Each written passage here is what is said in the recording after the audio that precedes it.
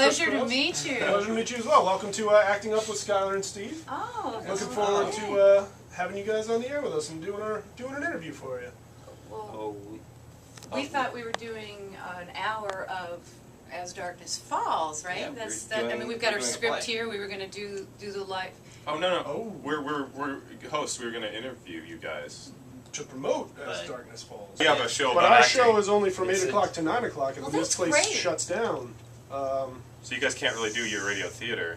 I think we could probably work around it. I mean, She might be onto something, actually. Right? You did the AutoZone. We stopped saying, "Are we there yet?" Right. So we there yet?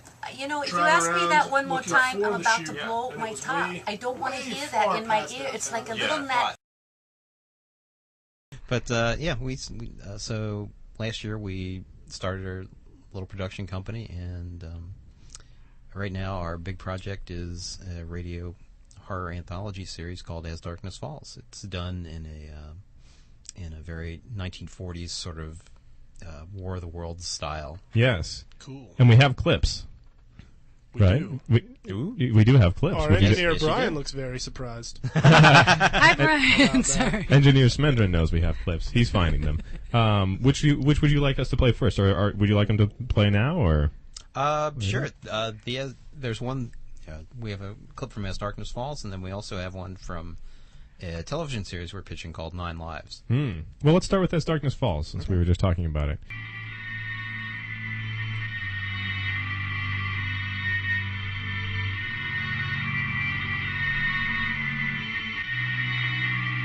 Anyway, that would be far too quick.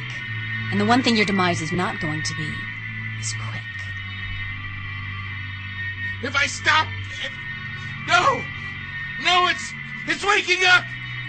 It's waking up! Vincent picked me up that night, only he wasn't taking me to Chicago like he said. He was taking me for a ride. Your sense of humor will serve you in good stead here, Mr. Schnabotnik. Within 10 minutes, I'll either be broke, or she'll have a hook for a hand. Still game? Oh, sweet Jesus. Sweet Jesus, it's real. It's real. Come day's end, when the sun retreats below the horizon, the mundane gives way to the bizarre, the bestial. The familiar world plunges from light into shadow, while another realm comes to tenebrous, sinister wakefulness. No locked door can save you as darkness falls. As that is your clip, right? Well, no, but it sounds great. But we think it sounds fantastic. Who are these geniuses? It'd be great. We all sit patiently through something. And we're like, little snippets of it. Yeah. So what are some of your influences when you guys are putting all this together? Oh, gosh. Twilight Zone, all the really scary things we grew up with, like, what was the soap opera with the vampire? Dark Shadows. Dark Shadows, right. It just, I love that stuff. Outer Limits. And I've always written little short stories, just spooky stories. And when I found out he did, it was just, oh my heck, let's find a barn and put on a show. I mean, I still want to do it. I want to do it live. I want to have all the scary things happen, the silly props, but we're just so fortunate. We've got so many great actors, and they're not making any money doing this, and we have some fantastic talent. We have got some sort of bobblehead. The Twilight Zone bobblehead. Oh, it says Twilight Zone. It says Twilight Zone on the back. The Twilight Zone. John, explain to us this bobblehead, please. This bobblehead is a recreation of a prop from the Twilight Zone episode Nick of Time, which starred William Shatner. The Shat. The Shat. Ooh. Yes. Just since we have Engineer Smendron watching us right now, the word was Shatner. Shat. The Shat. Yes.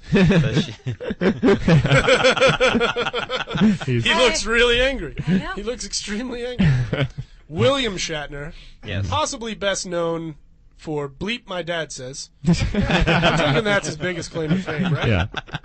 Yeah, I don't recall seeing him in anything else. Star Trek. Was it called Star Trek? Star Wars. Star Search. Star Trek. Star Search, yes. This guy's scary. He's got a jewel in one eye, and then the other eye just seems to be an empty socket. But yes, in the episode it gave fortunes. It told you what to expect in your future. Should we ask? Those are some of the best kinds of fortunes. Now this little one gives fortunes too. This little bobblehead version. If I put a coin in the top and push that, and it's only 1 cent, Mystic Seer. Ask me yes or no questions. So now there are cards that came with this. Yeah, it'll give us a card. So let's see. So I'm going to ask you the question. Okay. Dear 1 cent Mystic Seer, what is my biggest secret? Hang on. Oh, okay. Now, are these custom-made cards, or? It says Bro Crush on Skyler. That's your biggest secret. I'm guessing these are custom-made cards. Kind of right. Wow. Mystic Seer does... Wait. You can't pre-look at the cards before you think of a question, Steve. That's not how it works. I don't see these. The cards are inside the machine. Oh, okay. What is the one thing Skyler will never master? Super string theory. Oh. I didn't even know you were still trying to master that. I'm close. Silly string theory. Close. Do you want to ask it a question? Sure. 1 cent Mystic Seer. How will Steve do at stand-up tomorrow night at Flappers in Burbank at 7:30? It says... Okay, here's the card. It says, eat a human kidney.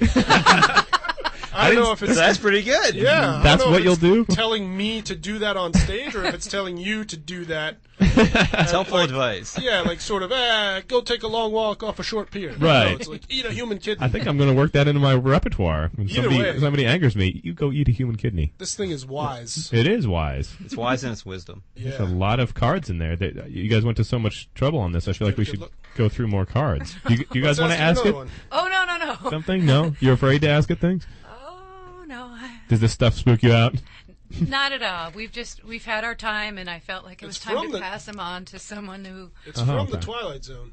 It is. Okay. So, I mean, if that doesn't spook you out, then you are a tougher person than I. 1 cent Mystic Seer. Will our car ride home be uneventful? The card says Mega Shark versus Crocosaurus. Well, that sounds like a pretty exciting... I think we're going to end up in the Pacific Ocean. Right. That sounds awful. John, did you want to ask it a question? No, actually, the haunted pawn shop that we got this from, the owner suggested that we don't ask because once you ask it a question, well, you'll find out. Oh, boy. The pressure cooker, for those who don't know, is a series of questions of increasing intensity developed by our mentor, Gary Busey. All right.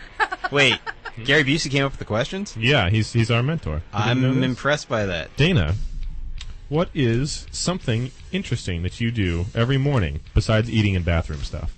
That's good. Yoga. Ah, okay. You've been doing that for a while? Years. And I'm glad to get back to doing it because there were a few months I couldn't. Yeah. So I think it's interesting. It's not exciting. Well. Wait, I've never heard of this yoga thing. Oh, and you live a block away. Yeah, right. All right, John, your first question in the pressure cooker. What TV show have you seen the most number of times? Probably Twilight Zone. Yeah. Okay. Yeah, I've seen each one at least probably 10 times. Excellent. Of course, I mean, it started when I was 8 years old, so. Yeah. Steve? I'm kind of scared now from all that Twilight Zone talk. Oh, no. You want me to ask the rest of the questions so you can whimper in the corner? I'll muster the courage. Okay. Dana, what was the most shocking moment, radio-friendly, shocking moment of your life? I have to say it was when I discovered how badly extras are treated around mealtime when you're on set compared to the SAG people. You're forced to wait while these people are eating filet mignon. You're starving. You've been there 12 hours. I thought being an extra would be loads of fun. I said, that's a great way to learn acting from the ground up. Wow. No, you're really hungry, and it's this silly little box lunch, but I was shocked at how you're treated. Like, The best set I was ever on was this movie called The Scenesters, a little independent movie. It's hysterically funny, and I knew it was an indie film, but at least they asked us what we wanted on our pizza. Oh, that's They were nice. the nicest guys ever, Yeah. and I've done some big commercials and big movies, and they treat you like you're, the wardrobe people treat you like you're garbage, but mealtime. I just thought, this is so wrong. These people are eating in front of you, and they just sort of show up, I'm holding a light, and they're, here,